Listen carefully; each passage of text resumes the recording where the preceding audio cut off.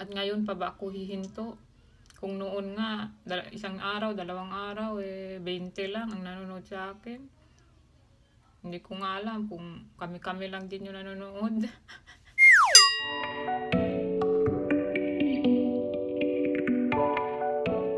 Ayan, nag-laundry na naman ako ng isang winter jacket. Ganito. So, meron na naman bola. Yan, may bola para mapisil daw yan. Ganyan, mapisil. O, diba? Ganito, lalaghan ko na yung mga puro. Kakamayan ko lang, kakamayin. Then, titiklopin ko na itong mga to.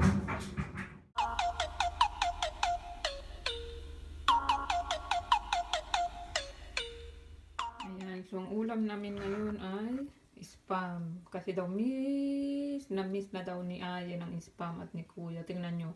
Pagdating ngayon, kakain agad yun. Wala nang, I'm not yet hungry. Minsan kaganyan yan siya. Pag makita niya gulay. Ganon. And then, paano ko tinatanggal ito para mabilis? Para hindi kayo mahirapan. Kasi pag ganito, hindi nyo yan matatanggal. Ayan. So, ibabaliktad mo siya.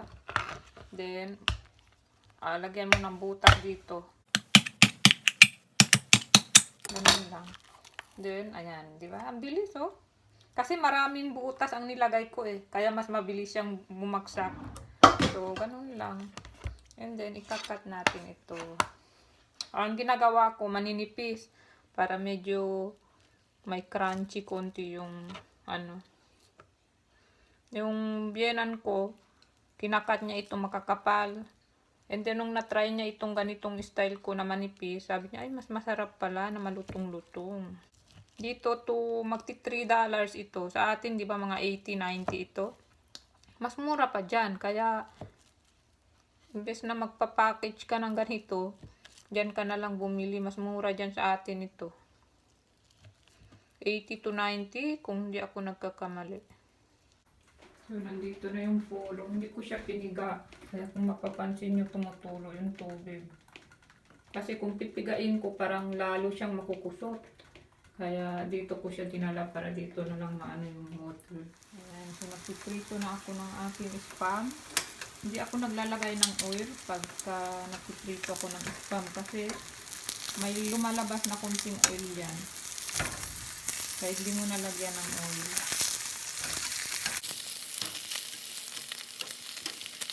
Hindi, naglalaba din ako ng bedsheet. Ayan na yung naprito ko. Ang ganito na yung susunod. Tignan nyo, ang daming oil na lumabas galing dyan. So, hindi nyo na kailangan talaga lagyan ng oil. Lalabas sa pusa. And then, pag gana kayo, kapag prito, yan nyo sa tissue. Ganyan. Kasi ayan o, ang daming tumatabay. So, ma-absorb ng tissue yan. Then, i-bake ko lang itong patatas. Pang merienda. Merienda ko gagawin. Parang magiging ano siya, chicheria. Masarap.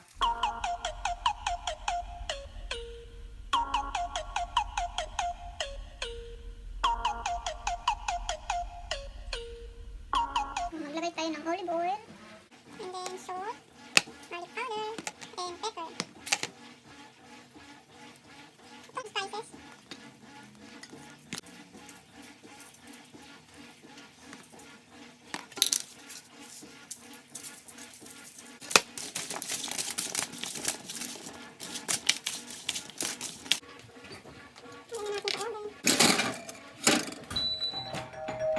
Ganyan yan sila. Parang natatae. Natatae yata ito. Ang lamig! Kasi ka kasi nagdala ng ano, parang kuya. Nagdala. Nagdala ka? Ayaw ko lang sa hotel. Mm. Yata, spam! Hmm? Spam! Bawal pa kumain. Ha? Bawal kumain. No! Run! Pag spam talaga, gutom ka na agad. I'm starving!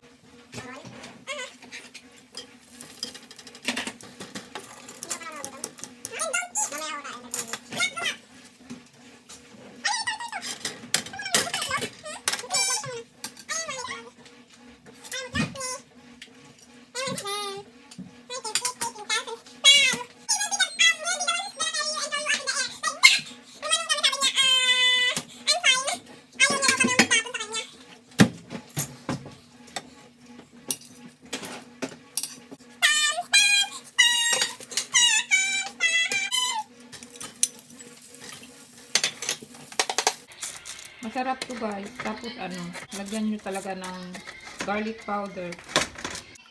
Manipis. Yummy. Parang chiria. Tigman mo to kuya, oh. Sarap. So, medyo maalat. Huwag na maglagay ng ketchup. Maalat. Tapos ano, konti-konti lang yung kagat. Mas maraming kanin. Kasi maalat. Okay, so nandito na ako ulit sa taas. At yan, magsha-shoutout na tayo.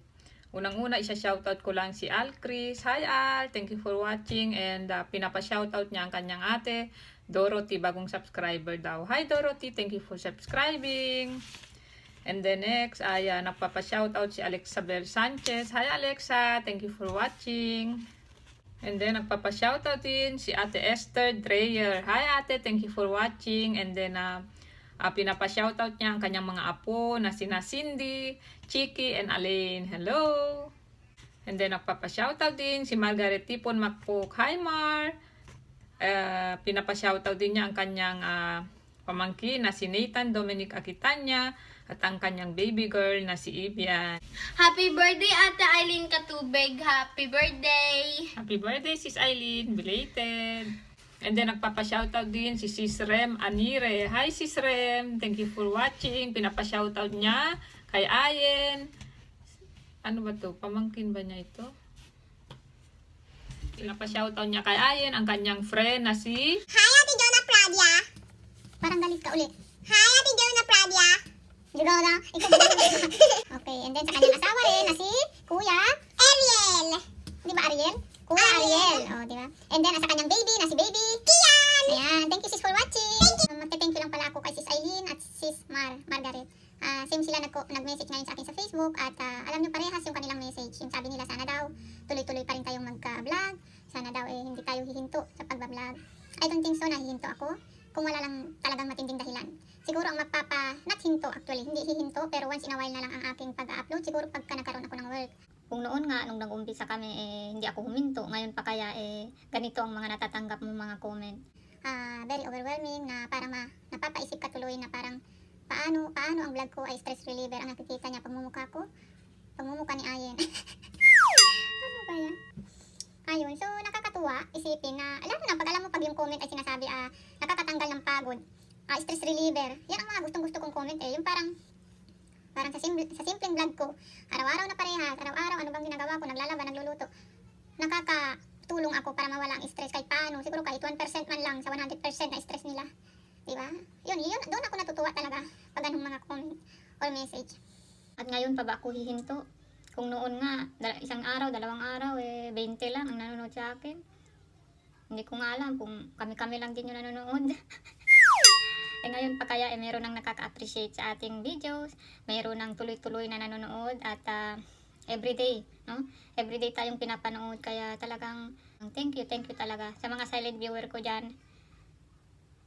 Maraming salamat po. Sana di kayo magsasawa sa panonood. Ganon din kay Ate Esther. Thank you Ate Esther sa inyong mga magagandang comment. Na-appreciate ko po talaga rin yun at thank you sa pag-appreciate ng vlog namin sa magagandang compliment. Maraming salamat po. Hindi lang yun, Sis Annabel Yamura. Maraming salamat sis sa iyong mga message na hindi nagsasawa, nandyan pa rin nanonood. Ang tagal-tagal na ni Sis Annabel nanonood sa akin. Ang tagal-tagal. Para naman 10 taon na ako dito. Ayun, so thank you mga sis. Maraming salamat sa ito. Kanya na doon mga ganon, di ba? Paibot. Ito parang ito atin napapaibot natin yan. Itong bukol na yan dyan. Kasi kung hindi ang tao pa ganyan nakaganyan tayo lagi. Kung hindi nakapaibot ito, walang paibot yung ating ganyan. Pulley. A pulley is like a well and it makes things easier than like just lifting it up. Yeah, it's like a rope with a para bang circle doon sa tapas pag ipupul mo siya. How will you say it in English? Because you will not say it. Ay, ganyan siya. It has a circle thing at the top and a rope attached to it. So when you pull down the rope on the other side of the circular thing will go up. So you are using pulley to lift up things. Lift.